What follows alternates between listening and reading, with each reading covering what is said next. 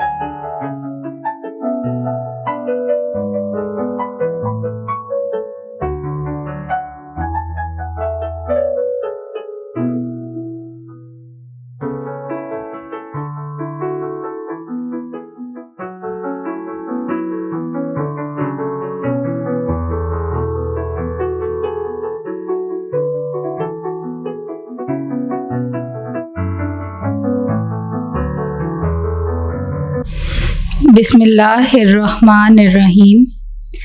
Respected parents and dear students, Assalamu alaikum. Class 7. Your subject is General Science. Students, previous lecture में हमने mechanical waves की types के बारे में discuss किया था. आज हमने फर्दर आगे पढ़ना है. So students, open your book, page number 106. Students, previous lecture में हमने जो डिस्कशन की थी वो मैकेनिकल वेव्स में हमने 2 टाइप्स डिस्कस की थी, जिसमें ट्रांसवर्स वेव्स और लॉन्गिट्यूडनल वेव्स के बारे में हमने पढ़ा था, और जो एक्टिविटीज़ थी हमने उसके थ्रू समझा था कि ये क्या है. सो स्टूडेंट्स, जैसा कि हम सब जानते हैं कि जो साउंड वेव्स हैं वो लॉन्गिट्यूडनल वेव्स की तरह ट्रैवल करती हैं. तो अब हमने जो आज टॉपिक स्टार्ट करना है वो है sound as a compressional wave. Sound as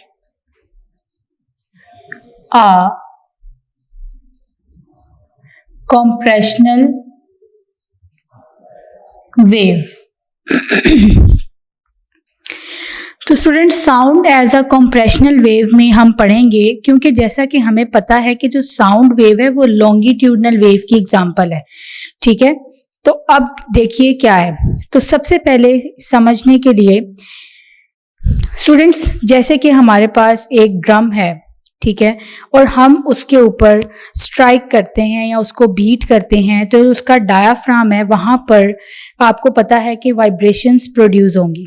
तो स्टूडेंट्स, जब वहाँ पर वाइब्रेशंस प्रोड्यूस होंगी तो जो डायाफ्राम है ना वो डिस्टर्बेंस क्रिएट करेगा एयर में, और उस डिस्टर्बेंस की वजह से क्या होगा कि वो तमाम डायरेक्शन में फैल जाएगी, और फैलने की वजह से क्या होगा कि जो वो अपनी नॉर्मल पोजीशन से जो है वो बढ़ जाएगी, और इसकी वजह से होगा ये कि जो पार्टिकल्स हैं ना वो आगे की तरफ पुश होंगे, और पुश होने की वजह से उनके ऊपर प्रेशर पड़ेगा, जिसको हम लोग कंप्रेशन कहते हैं, दबाव, यानी कि हाई प्रेशर. ठीक है, कंप्रेशन क्या है? High pressure. यानी जब हम लोग ड्रम पर बीट करेंगे या उसको स्ट्राइक करेंगे तो जो उसका डायाफ्राम का एरिया होता है, ये वाला हिस्सा, यहाँ पर जब आप इसको स्ट्राइक करेंगे तो आप देखेंगे कि ये जो डायाफ्राम का एरिया, यहाँ पर वाइब्रेशन प्रोड्यूस होगी, और वाइब्रेशन प्रोड्यूस होने की वजह से क्या होगा कि डायाफ्राम की वजह से सारे पार्टिकल्स जो एयर के हैं उनमें डिस्टर्बेंस पैदा होगी, और डिस्टर्बेंस पैदा होने की वजह से क्या होगा कि वो सारे पार्टिकल्स जो हैं वो हवा में उसको एयर के अंदर पुश करेंगे आगे। पुश करने की वजह से इसके ऊपर क्या होगा, प्रेशर पड़ेगा ज्यादा, जिसको हम लोग कहते हैं कंप्रेशन। क्या कहते हैं, कंप्रेशन। तो हमने स्टूडेंट्स इसमें कंप्रेशन के बारे में पढ़ा है। अब दूसरी चीज है रेयरफेक्शन, जो कि प्रीवियस लेक्चर में हमने लॉन्गिट्यूडनल वेव्स में डिस्कस किया था, कंप्रेशन और रेयरफेक्शन, जिसमें हमने स्लिंकी स्प्रिंग की एग्जांपल को यूज करते हुए इसके बारे में डिस्कशन की थी। सो स्टूडेंट्स, अब यहाँ पर ड्रम के थ्रू यहाँ एग्जांपल बताई गई है जिसके थ्रू हम कंप्रेशन और रेयरफेक्शन को देखेंगे। स्टूडेंट्स, यहाँ पर कंप्रेशन में तो हमारे पास जो डायाफ्राम है वो आउटवर्ड मूव कर रहा था, ठीक है। उसकी पोजीशन क्या थी, आउटवर्ड से नॉर्मल पोजीशन पर, जिसकी वजह से वो पुश कर रहा था आगे पार्टिकल्स को, जो हवा के थे करीबी पार्टिकल्स, उनको आगे पुश कर रहा था। अब रेयरफेक्शन बिल्कुल इसके ऑपोजिट है, क्योंकि इसमें जो डायाफ्राम है हमारे पास वो मूव करेगा इनवर्ड से नॉर्मल पोजीशन की तरफ। जो पार्टिकल्स हैं वो रिलैक्स हो जाएंगे और सारे स्प्रेड आउट हो जाएंगे। स्प्रेड आउट होने की वजह से क्या होगा कि उनकी डेंसिटी और उनका प्रेशर जो है वो क्या हो जाएगा, लो। तो स्टूडेंट्स, रेयरफेक्शन के अंदर आपके पास प्रेशर क्या है, लो प्रेशर है। Is it clear? I repeat, compression क्या था, जिसमें आपने जब ड्रम पे स्ट्राइक किया तो जो आपका डायाफ्राम है उसमें वाइब्रेशन प्रोड्यूस हुई, और वाइब्रेशन प्रोड्यूस होने की वजह से क्या हुआ कि जो आपकी एयर है उसमें डिस्टर्बेंस पैदा हो गई, और डिस्टर्बेंस पैदा होने की वजह से क्या हुआ कि जो डायाफ्राम है वो आउटवर्ड गया, और उसके बाद उसकी और आउटवर्ड से नॉर्मल पोजीशन की तरफ, और उसने क्या क्रिएट किया, हाई डेंसिटी रीजन, यानी हाई प्रेशर इसमें क्रिएट हुआ, जिसे हम लोग कंप्रेशन कहते हैं। और रेयरफेक्शन बिल्कुल इसके ऑपोजिट है, ये मूव करता है इनवर्ड से अपनी नॉर्मल पोजीशन की तरफ, यानी डायाफ्राम, और इसमें जितने भी पार्टिकल्स थे हवा में वो रिलैक्स हो गए, उनकी डेंसिटी लो हो गई, प्रेशर लो हो गया, जिसे हम लोग कहते हैं रेयरफेक्शन। तो स्टूडेंट्स, इसी तरह डायाफ्राम जब कंटिन्यूसली वाइब्रेट करता रहता है तो आप देखते हैं कि इसमें हमारे पास जो सीरीज बनती है वो अल्टरनेट बन रही है, कहीं पे कंप्रेशन, कहीं पे रेयरफेक्शन, यानी मुसलसल बीट करने की वजह से ड्रम को हमारे पास जो डायाफ्राम है उसमें कंटिन्यूटी आ जाती है, यानी वाइब्रेशन की वजह से कभी वो कंप्रेस हो रहा है, कभी रिलैक्स हो रहा है, यानी कभी अंडर प्रेशर है और कभी उसका प्रेशर लो है। तो स्टूडेंट्स, इसकी वजह से क्या होता है कि साउंड वेव्स जो है ना वो फिर तमाम डायरेक्शन में फैल जाती हैं, और आपने देखा ही है कि ड्रम को जब बीट किया जाता है तो उसकी आवाज़ हमें दूर से आ रही होती है, तो कहीं पे कम, कहीं पे ज़्यादा। तो ये जो है टॉपिक इस चीज़ को कवर कर रहा है, sound as a compressional wave. Is it clear students? उसके बाद है basic terms related to waves, जैसा कि हमने इंट्रोडक्शन में भी पढ़ा था। बेसिक टर्म्स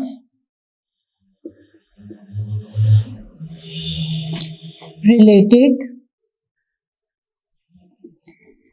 टू वेव्स, जैसा कि हम सब जानते हैं, जैसे हम लोग यहाँ पर वेव्स के बारे में तो पढ़ रहे हैं, साथ हम एनर्जी भी पढ़ रहे हैं, और एनर्जी में हम जो टाइप पढ़ रहे हैं वो साउंड एनर्जी पढ़ रहे हैं। तो स्टूडेंट्स, यहाँ पर अगर हम देखें तो हमारे पास जो टर्म्स आएंगी वो क्या हैं? सबसे पहले है amplitude, then wavelength, frequency, time period. तो स्टूडेंट्स, यहाँ पर जो है ना वो एक ग्राफ बनाया गया है, ठीक है, जिसमें साउंड के प्रेशर और उसकी वेव्स के बारे में बताया गया है कि कहाँ पर उसकी वेव्स हाई हैं, कहाँ पर लो हैं। सो लेट्स सी, मैं भी आपको ग्राफ से बताती हूँ। स्टूडेंट्स, यहाँ पर आएगा साउंड, ठीक है, जैसा कि आप अपनी डायग्राम में भी देख सकते हैं, बुक में भी आपकी डायग्राम बनी हुई है और आप उसमें चेक कर सकते हैं। तो अब हम साउंड वेव्स बनाते हैं, ठीक है, ये इसका मिड पॉइंट है। यहां पर उन्होंने डिफरेंट पॉइंट्स दिए हैं। अच्छा जी, अब देखिए, अगर साउंड को अगर हम देखें तो यहां पर हमारे पास जो इसका हाईएस्ट पॉइंट होता है उसको हम लोग क्रेस्ट कहते हैं, as you learn in your previous lecture, high, और ये हिस्सा क्या कहलाता है? लो। और जो सेंटर वाला हिस्सा है जहां पर ना ज्यादा हाई है साउंड ना लो है, वो नॉर्मल कहलाएगा। तो ये ग्राफ हमें क्या शो कर रहा है? अब जो हम टर्म्स पढ़ने लगे हैं वो मैं आपको इसी ग्राफ के अंदर समझा देती हूँ ताकि आपको समझ आ जाए कि क्या है। तो स्टूडेंट्स, इसमें हमें ये पता लग रहा है कि जो साउंड है वो एटमॉस्फेरिक प्रेशर की वजह से किस तरीके से स्विंग कर रहा है और उसमें नॉर्मल रीजन क्या है उसका, कहाँ पर रेयरफेक्शंस हैं, कहाँ पर कॉम्प्रेशंस हैं, कहाँ पे उसकी हाईएस्ट वैल्यू है, कहाँ पे उसकी लोएस्ट वैल्यू है, राइट। तो स्टूडेंट्स, अगर मैं आपको इसमें कंप्रेशन और रेयरफेक्शन के बारे में बताऊं तो आप ये देखें, जहां पर ये एरिया है छोटा सा शॉर्टेस्ट डिस्टेंस है, ये एरिया कंप्रेस है, ठीक है। उसके बाद अगर आप देखें ये एरिया है तो ये इसका रेयरफेक्शन कहलाएगा। तो इसी तरह इसी ग्राफ के अंदर आपको बहुत सी टर्म्स मैं समझा दूंगी ताकि आप उसको लर्न कर सकें। तो स्टूडेंट्स, इस टर्म में जो हमने सबसे पहले सीखना है वो है एम्पलीट्यूड। स्टूडेंट्स, एम्पलीट्यूड कहते हैं मैक्सिमम डिस्प्लेसमेंट को। साउंड वेव्स के दौरान जो मैक्सिमम डिस्प्लेसमेंट है, और डिस्प्लेसमेंट आप जानते हैं कि shortest distance between two points, उसे हम लोग कहते हैं डिस्प्लेसमेंट, जो कि आप अपने प्रीवियस चैप्टर और यूनिट में पढ़ चुके हैं। यानी जो शॉर्टेस्ट डिस्टेंस होता है उसको हम लोग क्या कहते हैं, डिस्प्लेसमेंट। सो स्टूडेंट्स, अगर आप देखें कि मैं इस ग्राफ में अगर आपको एम्पलीट्यूड के बारे में बताऊं तो वो क्या है, जैसा कि अभी मैंने लिखा हुआ है ऊपर आप देखें हाई। तो स्टूडेंट्स, जो क्रस्ट की पीक है वो एम्पलीट्यूड कहलाएगा, जो एरिया उसमें आ रहा है शॉर्टेस्ट डिस्टेंस। इसी तरह ट्रफ के रीजन में जो आ रहा है, और हम इसको किस तरीके से मेजर करते हैं, यानी कि अगर मैं देखूं तो ये हिस्सा जो है ये शॉर्टेस्ट डिस्टेंस क्या कहलाएगा, एम्पलीट्यूड है ये। लेकिन ये क्रस्ट की साइड पे है, क्रस्ट। और अगर मैं यहां देखूं तो ये हिस्सा क्या है, ट्रफ, और ये शॉर्टेस्ट डिस्टेंस है, ये क्या कहलाएगा, एम्पलीट्यूड। तो स्टूडेंट्स, आपने ये टर्म याद रखनी है कि एम्पलीट्यूड क्या होता है, मैक्सिमम डिस्प्लेसमेंट, मैक्सिमम डिस्प्लेसमेंट। और स्टूडेंट्स, हम इसको मेजर करते हैं तो इसका यूनिट क्या है, मीटर। किसमें मेजर करते हैं हम इसको, मीटर में। तो आपने ये अभी तक जो हमने बेसिक टर्म्स में पढ़ा है वो सबसे पहले एम्पलीट्यूड के बारे में पढ़ा है, जिसमें मैक्सिमम डिस्प्लेसमेंट है किसी भी वाइब्रेटिंग ऑब्जेक्ट की। ऑब्वियसली जब कोई भी ऑब्जेक्ट वाइब्रेट करेगा तभी उसमें वेव्स पैदा होंगी। जैसा कि आप देख सकते हैं, जैसे हम लोग हमारे पास स्ट्रिंग है या हम किसी चीज को सॉलिड ऑब्जेक्ट के ऊपर स्ट्राइक करते हैं तो उस पर वाइब्रेशन प्रोड्यूस होती है। तो जो शॉर्टेस्ट और मैक्सिमम डिस्प्लेसमेंट होगी किसी भी वाइब्रेटिंग ऑब्जेक्ट की, वो क्या कहलाती है, एम्पलीट्यूड। Is it clear? और एम्पलीट्यूड को मेजर हम किस में करते हैं, मीटर में। सो स्टूडेंट्स, जैसा कि हमें पता है कि जितनी वेव लार्जर होगी या उनका एम्पलीट्यूड ज्यादा होगा तो साउंड भी उतना ही लाउडर होगा। ये बात आपने याद रखनी है। दूसरी चीज है wave length. Students, wave length कहलाती है वो डिस्टेंस जो कंप्रेशन और रेयरफेक्शन के दरमियान में है, उसको हम लोग कहते हैं वेव लेंथ। लेट्स सी, मैं यहां पर दोबारा डायग्राम ड्रॉ कर रही हूं ताकि आप इसको अच्छे तरीके से समझ सकें। मैंने आपसे कहा सेकंड टर्म थी हमारे पास वेव लेंथ। तो स्टूडेंट्स, ये हमारे पास एक वेव है, तो इसके अंदर हमारे पास एक कंप्रेशन से रेयरफेक्शन तक जो डिस्टेंस है, यानी कि ये क्रेस्ट से सेकंड क्रेस्ट तक जहां पर ये कंप्रेस हो रहा है और बीच में हमारे पास रेयरफेक्शन है, ये हिस्सा कहलाता है वेवलेंथ, राइट? क्या कहलाएगा? वेवलेंथ। इसी तरह अगर मैं ट्रफ में देखूं तो यहां पर जो लोएस्ट पॉइंट है और सेकंड लोएस्ट पॉइंट है, तो यहां से यहां तक का हिस्सा क्या कहलाता है? Wave length. यानी एक पॉइंट से दूसरे पॉइंट तक जिसमें हमारे पास कंप्रेशन से रेयरफेक्शन के दरमियान का जो डिस्टेंस है वो क्या कहलाएगा? वेवलेंथ। Is it clear? और स्टूडेंट्स, आप इसमें आप ये भी कर सकते हैं कि अगर मैं इसको नाम दे दूं ABCD, तो उससे ही होगा कि आप इजीली बता सकेंगे कि A से जो है वो B तक का डिस्टेंस कितना है, इसी तरह B से लेकर C तक का आप इन्हें डिफरेंट नाम देकर भी समझ सकते हैं। तो स्टूडेंट्स, वेवलेंथ को भी जो हम मेजर करते हैं वो मीटर में करते हैं, ठीक है। और इसका जो सिंबल होता है वो ये है, जिसे लैम्डा कहते हैं। क्या कहते हैं?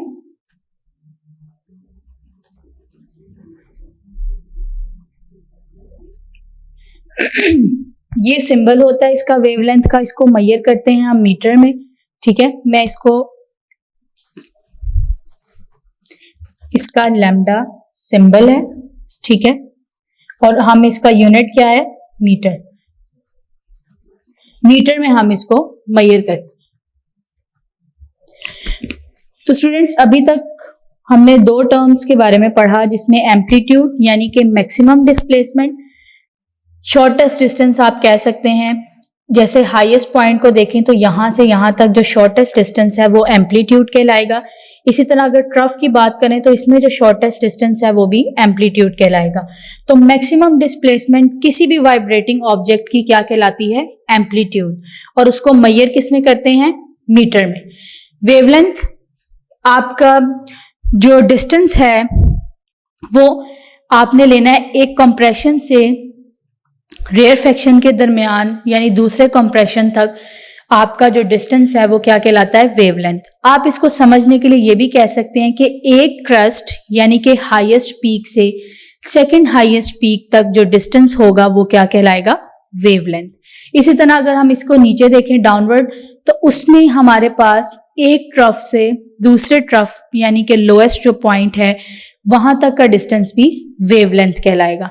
और उसका जो सिंबल है उसे हम लैम्डा कहते हैं, और इसको मेजर किस में करते हैं? मीटर में।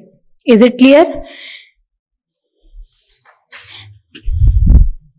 उसके बाद स्टूडेंट्स हमारे पास है फ्रीक्वेंसी।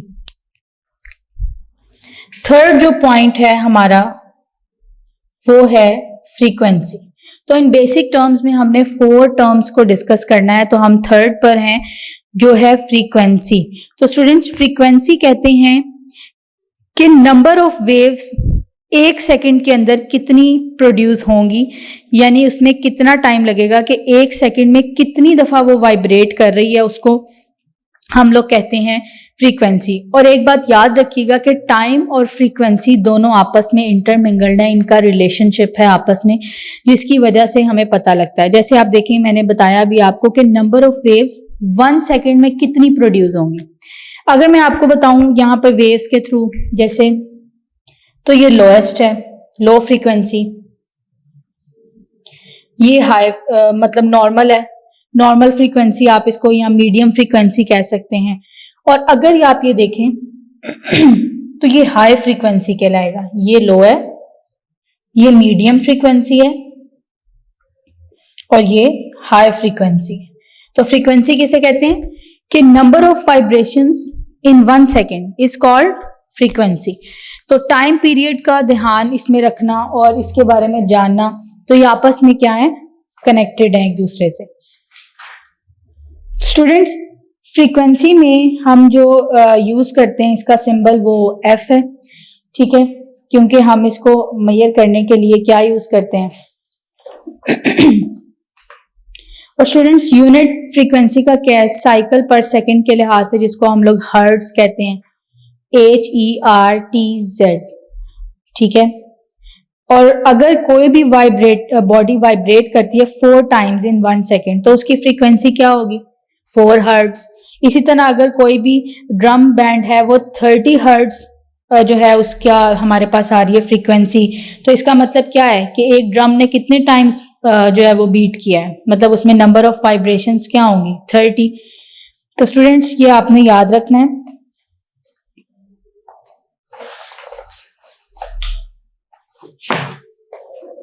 आगे है हमारे पास यहाँ पर ना एक एक्टिविटी दी गई है, पहले उसको देखते हैं।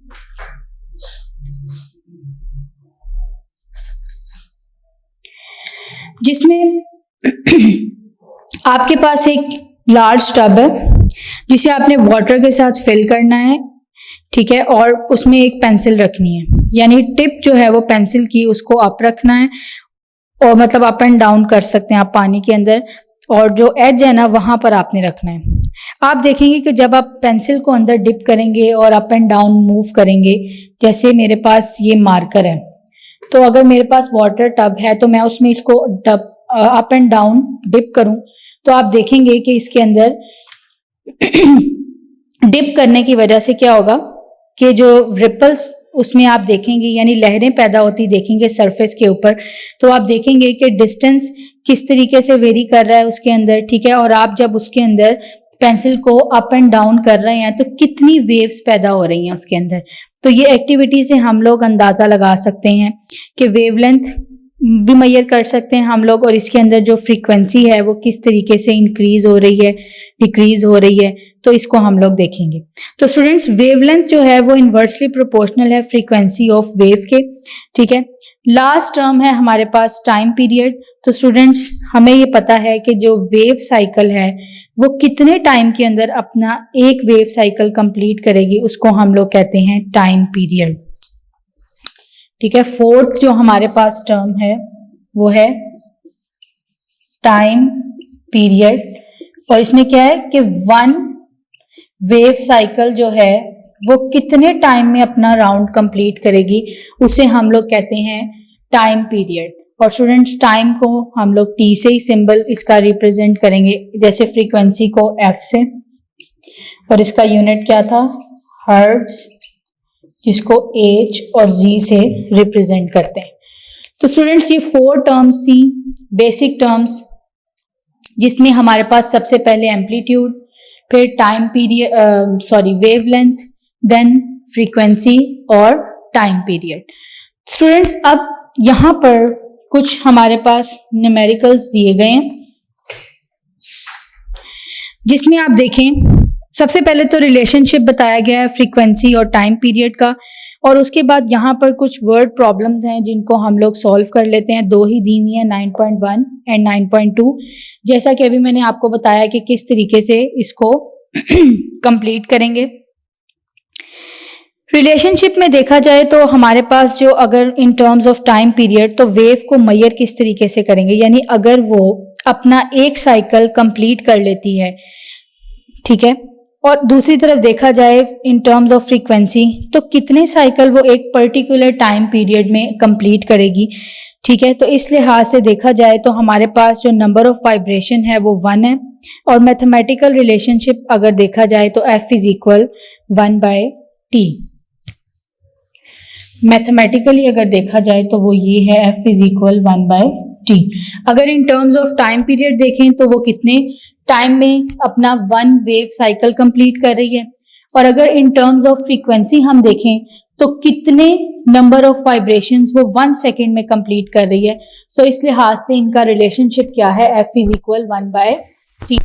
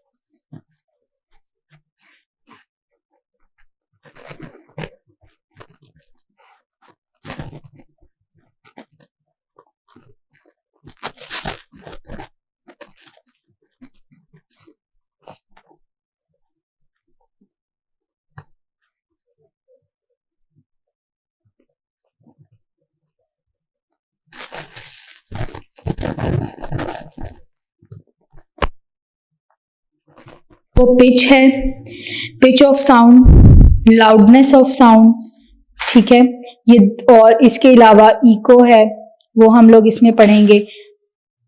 सो स्टूडेंट्स, सबसे पहले कैरेक्टरिस्टिक्स ऑफ साउंड्स में यहाँ पर हमारे पास पेज नंबर 110 पर कुछ उन्होंने हमें टेबल दिया हुआ है और उसमें कुछ नेम साउंड बताए हुए हैं।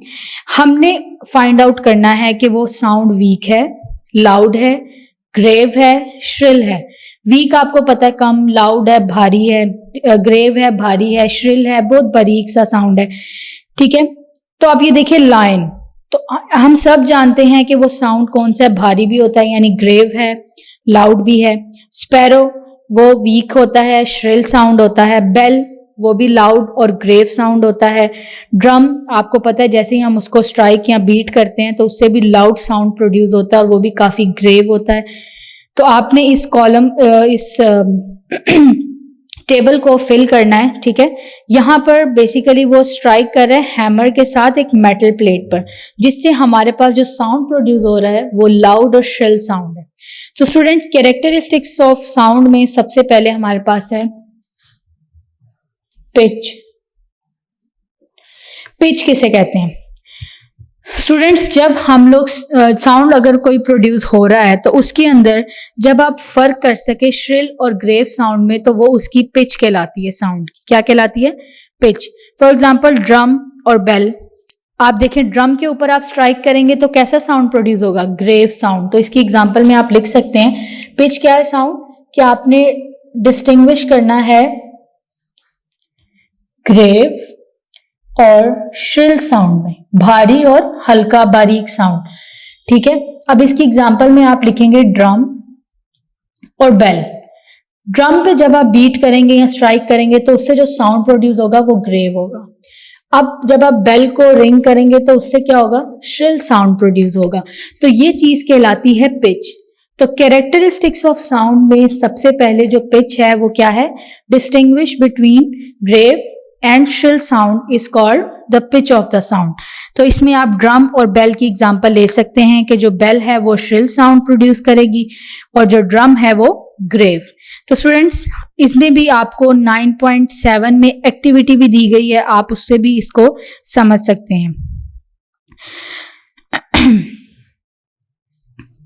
स्टूडेंट्स, आप ये देखिए कि अब जैसा कि मैंने आपको बताया कि जब एक ड्रम पर हम बीट करेंगे तो उससे हमारे पास ग्रेव साउंड प्रोड्यूस होगा। तो हमें कैसे पता चलेगा कि इसकी पिच हाई है या लो है? तो सबसे पहले इसका फिनोमेना समझते हैं कि रीजन क्या है। तो स्टूडेंट्स, जब ड्रम पर हम लोग बीट करेंगे या स्ट्राइक करेंगे तो हमारे पास जो पिच है वो क्या होगी? लो। ग्रेव साउंड में हमारे पास क्या है? लो पिच होती है। क्यों होती है? Let's see. स्टूडेंट्स, क्योंकि जब डायाफ्राम वाइब्रेट करता है तो उसमें उसकी फ्रीक्वेंसी होती है लो। लो फ्रीक्वेंसी के साथ डायाफ्राम जो है वो मूव करता है या वाइब्रेट करता है, ठीक है। इस वजह से ग्रेव साउंड में उसकी लो पिच होती है। स्टूडेंट, इसी तरह अगर हम बेल की बात करें तो उसमें श्रिल साउंड प्रोड्यूस होता है, क्योंकि जब ये वाइब्रेट करती है तो इसमें फ्रीक्वेंसी इसकी हाई होती है। हाई फ्रीक्वेंसी होने की वजह से इसकी पिच भी हाई होती है। इस वजह से अब जैसे देखिए वॉइस ऑफ चिल्ड्रन है वो हाई पिच है अगर हम एल्डर्स के मुकाबले में बात करें, ठीक है। इसी तरह voice of man are low pitch as compare to women, क्योंकि उनकी आवाज़ थोड़ी जो है वो भारी होती है, ग्रेव साउंड होता है। तो इस वजह से जो है आप इसी तरह वॉइस ऑफ बर्ड्स ये भी हाई पिच होती हैं देन एनिमल्स, क्योंकि इनकी फ्रीक्वेंसी जो होती है वो ज़्यादा होती है, जिसकी वजह से हम इनको श्रिल साउंड में डालते हैं और इनकी जो पिच है वो क्या होती है? हाई। और जो ग्रेव साउंड में आएंगे उनकी पिच क्या होगी? लो। रीज़न क्या थी वो हमने अभी आइडेंटिफाई कर ली। स्टूडेंट्स, उसके बाद है लाउडनेस ऑफ साउंड। तो स्टूडेंट्स, आप इसको इसके नाम से ही समझ सकते हैं कि ये साउंड की वो प्रॉपर्टी है जिसे हम लाउडनेस कहते हैं और किस तरीके से साउंड जो है वो लाउडर प्रोड्यूस हो सकता है। स्टूडेंट्स, इसमें भी आपके पास इजी एग्जांपल है ड्रम की कि आप उसको बीट करें या स्ट्राइक करें तो उससे लाउडर साउंड प्रोड्यूस होगा, जिसे हम लोग लाउडनेस ऑफ साउंड कहते हैं। स्टूडेंट्स, उसके बाद यहाँ पर हमारे पास एक प्रोजेक्ट दिया गया है जिसमें आपको म्यूज़िकल इंस्ट्रूमेंट्स को किस तरीके से डिज़ाइन करेंगे और उसके बाद क्या है कि आपने उसके अंदर आइडेंटिफाई करना है पिच ऑफ साउंड को। तो ये आप घर में भी प्रैक्टिकल करके देख सकते हैं। किसी भी वुडन जो है ना पीस ऑफ वुड को लें और उसके बाद उसके अंदर आपने 6 नेल्स फिक्स करने हैं और उनके ऊपर आपने मतलब उनको नेल्स को फिक्स करने के बाद उसमें कुछ वायर्स को सेट कर देना है और उसके बाद जब आप उसको मूव करेंगे तो उससे हमारे पास पता चलेगा कि उसमें पिच ऑफ साउंड का क्या इफेक्ट है वायर पे, साउंड उसमें सेम पिच है नहीं है। यानी पिच को मेजर करने के लिए आपके पास ये एक प्रोजेक्ट है जिसे आप घर में भी परफॉर्म कर सकते हैं। अच्छा स्टूडेंट्स, जो मोस्ट इम्पॉर्टेंट टॉपिक है हमारा वो है इको। कैरेक्टरिस्टिक्स ऑफ साउंड हमने कंप्लीट कर लिया। इको किसे कहते हैं स्टूडेंट्स? इको वो साउंड है जिसमें हमारे पास रिपीटेडली साउंड वेव्स आती हैं, यानी रिफ्लेक्ट बैक होती हैं। जैसे आप लाइट में पढ़ते हैं ना, रिफ्लेक्शन के जो लाइट रेज हैं वो बाउंस बैक होती हैं, वापस आती हैं, तो हम लोग किसी भी चीज को देख सकते हैं, रिफ्लेक्शन। सेम इसी तरह इको और ये साउंड में ही होता है कि आपके पास जो साउंड वेव्स है ना वो रिफ्लेक्ट बैक होती हैं, जिसके बाइस आप जो है उसको कहते हैं इको।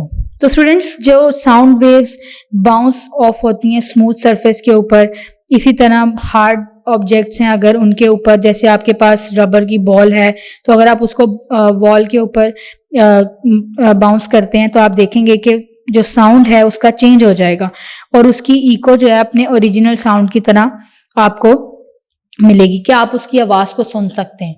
ठीक है, बिल्कुल इसी तरह ही जैसे आप दीवार के ऊपर एक बॉल को बाउंस करते हैं ना तो वो वापस आपकी तरफ आती है। सेम इसी तरह इको क्या है साउंड की, जिसमें आपके पास रिपीटेडली आप अपने साउंड को सुन सकते हैं और उसमें जो साउंड वेव्स हैं वो रिफ्लेक्ट बैक होती हैं, उनको हम लोग कहते हैं इको। तो स्टूडेंट्स, उसमें यह है कि आप साउंड बोल रहे हैं तो उसमें आप देखेंगे कि जो डायरेक्शन ऑफ साउंड है वो किस तरीके से वापस आ रही हैं, वेव्स उसकी रिफ्लेक्ट बैक हो रही हैं, उसको हम लोग कहते हैं इको। स्टूडेंट्स, अक्सर ये होता है कि हम लोग जो है ना वो स्मॉल स्पेसेस में से भी जो है ना कुछ चीज़ें सुन सकते हैं, मतलब और उसमें यही वजह होती है कि जो है साउंड वेव्स वो रिफ्लेक्ट बैक होती हैं, जिसकी वजह से हम लोग जो है आवाज़ को सुन सकते हैं दोबारा। अगर ये किसी सॉफ्ट सरफेस या कुशन या इन सब चीज़ों के अंदर एब्जॉर्ब हो जाए ना तो फिर ये वापस नहीं आती, मतलब आप ये रिफ्लेक्ट बैक नहीं होती, बाउंस बैक नहीं होती, तब आप इन्हें नहीं सुन सकते।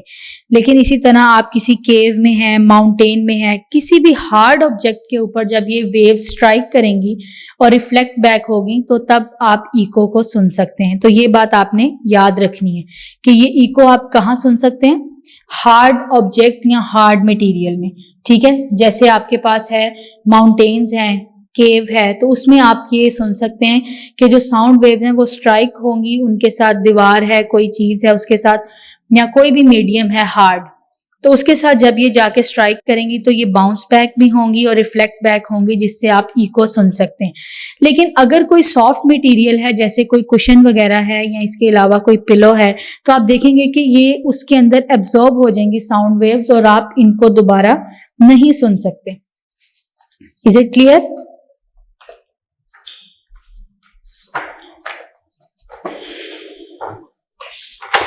स्टूडेंट्स, उसके बाद हमारे पास कैरेक्टरिस्टिक्स ऑफ साउंड तो हो गया है कंप्लीट। यहां पर जो हमारा टॉपिक है वो है thunder sound reaches to ground after lightning. तो स्टूडेंट्स, ये आप अपनी प्रीवियस क्लास में भी पढ़ चुके हैं कि जो लाइट है वो 300 मीटर पर सेकेंड की स्पीड से ट्रैवल करती है और ये फास्टेस्ट ट्रैवल करती है साउंड के मुकाबले में। ठीक है, लाइट क्या है, फास्टेस्ट ट्रैवल करती है as compare to sound. Students, आपने देखा है कि जब किस तरीके से ये थंडर प्रोड्यूस होता है, इसका फिनोमेना मैं आपको बता देती हूँ। जब जो बादल हैं, क्लाउड्स, ऑपोजिट चार्जेस की वजह से आपस में स्ट्राइक करते हैं या कोलैप्स करते हैं तो उनके अंदर चार्ज प्रोड्यूस होता है और चार्ज प्रोड्यूस होने की वजह से क्या होता है कि उसके अंदर लाइटनिंग प्रोड्यूस होती है और उसके बाद साउंड प्रोड्यूस होता है। आपने देखा है कि सबसे पहले हमें लाइट नजर आती है थंडर में और उसके बाद साउंड प्रोड्यूस होता है। तो इससे हमें एक चीज समझ आ गई कि लाइट ज्यादा जल्दी ट्रैवल करती है एज कंपेयर टू साउंड। और स्टूडेंट्स, ये प्रोसेस हम लोग स्टैटिक इलेक्ट्रिसिटी में भी पढ़ते हैं कि जो लाइटनिंग और थंडर है वो किस तरीके से अपनी एनर्जी को रिलीज करते हुए, या साउंड वेव्स जो उसके अंदर प्रोड्यूस हो रही हैं, या जो हमारे पास लाइटनिंग है, यानी ये अगर आप देखा जाए तो लाइट एनर्जी हमने पढ़ा था इलेक्ट्रोमैग्नेटिक वेव्स, जो हमने टाइप्स पढ़ी वेव्स की, उसमें इलेक्ट्रोमैग्नेटिक वेव्स भी इन्हें उसकी एग्जांपल्स में हमने लाइट के बारे में पढ़ा था। तो स्टूडेंट्स, लाइटनिंग हमें पहले नजर आती है और थंडर हमें बाद में, यानी साउंड हम बाद में सुनते हैं। तो इसकी वजह यही है कि लाइट फास्टेस्ट ट्रैवल करती है साउंड के मुकाबले में, तो हम इसीलिए फौरन पहले लाइटनिंग देखते हैं और उसके कुछ ही देर बाद हमें जो है वो साउंड प्रोड्यूस होता हुआ सुनाई देता है। तो स्टूडेंट्स, ये बात आपने याद रखनी है। स्टूडेंट्स, यहाँ पर आगे उन्होंने रिलेशनशिप बताया हुआ एम्पलीट्यूड और फ्रीक्वेंसी के बारे में। तो स्टूडेंट्स, जितना एम्पलीट्यूड मतलब लो एनर्जी वेव होगी तो एम्पलीट्यूड कम होगा, हाई एनर्जी वेव होगी तो उसके अंदर एम्पलीट्यूड क्या होगा, ज्यादा होगा। यानी हाई एम्पलीट्यूड साउंड होगा तो उसमें हमारे पास लाउडर साउंड प्रोड्यूस होगा, लो एम्पलीट्यूड साउंड है तो उसमें हमें साउंड इतना, मतलब आप कह लें कि साउंड विल बी क्वाइट।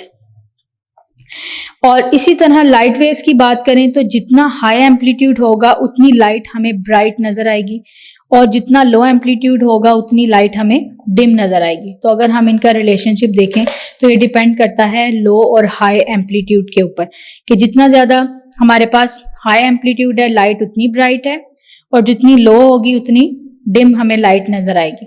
इसी तरह अगर हमारे पास साउंड वेव्स की बात करें तो जितना हाई एम्पलीट्यूड होगा हमारे पास साउंड क्या होगा, उतना लाउडर होगा। अगर लो एम्पलीट्यूड है तो उसमें साउंड हमारे पास क्वाइट होगा। तो ये डिपेंड करता है एम्पलीट्यूड के हाई और लो होने पर। तो स्टूडेंट्स, एम्पलीट्यूड वो फैक्टर नहीं है जो इफेक्ट करता है एनर्जी पर और वेव पर, बल्कि और भी फैक्टर्स हैं, जैसा कि हमने बेसिक टर्म्स में पढ़ा, फ्रीक्वेंसी है, टाइम पीरियड है। इसी तरह हमें पता चलता है कि एक सेकंड के अंदर जो है कितने नंबर ऑफ साइकिल्स या नंबर ऑफ वाइब्रेशंस या नंबर ऑफ वेव्स जो है वो प्रोड्यूस हो रही हैं। क्योंकि हम वेव्स के बारे में पढ़ रहे हैं और साउंड के बारे में, तो इस लिहाज से हम फ्रीक्वेंसी को उनमें मेजर करेंगे। तो स्टूडेंट्स, ये दो फैक्टर्स जो हैं एम्पलीट्यूड और फ्रीक्वेंसी, जो कि डिपेंड करते हैं और एनर्जी को ट्रांसफर करते हैं वेव में, तो ये इन दोनों जो है एम्पलीट्यूड और फ्रीक्वेंसी, ये टू फैक्टर्स हैं जो कि इफेक्टिव हैं ट्रांसफर ऑफ वेव में। Is it clear students? आपने न्यूमेरिकल्स जो आपको प्रॉब्लम 9.1 और 9.2 करवाई है, उसमें आप उनकी वैल्यूज को चेंज करके खुद घर में प्रैक्टिस कर सकते हैं, यानी कि टाइम पीरियड को मेजर करने के लिए और फ्रीक्वेंसी को मेजर करने के लिए। इसके अलावा जो ये मैंने आपको ग्राफ बनाकर एम्पलीट्यूड के बारे में बताया है, क्रेस्ट, ट्रफ, आप इसी तरह ग्राफ बना के भी इसकी प्रैक्टिस कर सकते हैं कि क्रेस्ट क्या है, ट्रफ क्या है, कंप्रेशन, रेयरफैक्शंस, ये जितनी टर्म्स हैं हमने अभी तक पढ़ी हैं, ये सारी आपने अच्छे तरीके से रिवाइज करनी है और इनके नोट्स अपने पास बना लें साथ साथ, क्योंकि आपको पता है कि आपके जो फिल इन द ब्लैंक्स और ट्रू फॉल्स हैं वो रीडिंग में से ही आएंगे, यानी अनसीन आपका मटेरियल पेपर में इंक्लूड है। सो आप इसकी अच्छे तरीके से रीडिंग करें और जो टॉपिक आपको समझाए गए हैं उनको साथ साथ अपने नोट्स बनाते जाएं और उनकी प्रैक्टिस करते जाएं, ताकि आपको ये अच्छे तरीके से लर्न हो जाए।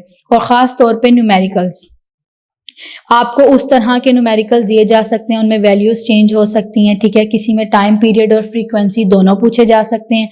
किसी न्यूमेरिकल में आपसे फ्रीक्वेंसी को फाइंड आउट करने का पूछा जाएगा, किसी न्यूमेरिकल में आपको टाइम पीरियड के बारे में पूछा जा सकता है, ठीक है। तो आपने इनका रिलेशनशिप जो है वो अच्छे तरीके से लर्न करना है। और इसके अलावा ये जो हमने कैरेक्टरिस्टिक्स ऑफ साउंड पढ़ी हैं, इसमें आपको रीजंस पता होने चाहिए कि क्यों ग्रेव साउंड है तो इसमें पिच लो क्यों है, ठीक है। अगर श्रिल साउंड है तो उसमें पिच हाई क्यों है। तो ये तमाम चीजें जो आपको अभी लेक्चर के दौरान पढ़ाई गई हैं आपने अच्छे तरीके से लर्न करनी है। So we will meet in the next lecture. अल्लाह हाफिज।